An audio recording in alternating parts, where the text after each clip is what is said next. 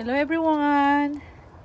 Well guys, naalala nyo guys yung 2 weeks ago na nag-propagate po ako ng oregano ko the last time.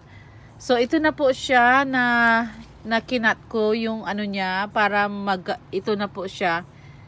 Nakita niyo yung stem na kinat ko para mag-propagate ako ng another stem.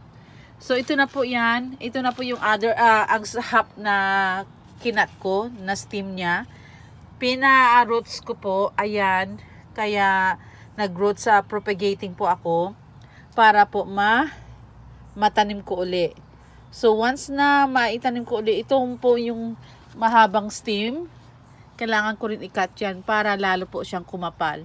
So ganyan po magpakapal ng oregano. Kung gusto nyong kumapal yung oregano nyo po, my herbal plants. So ayan guys.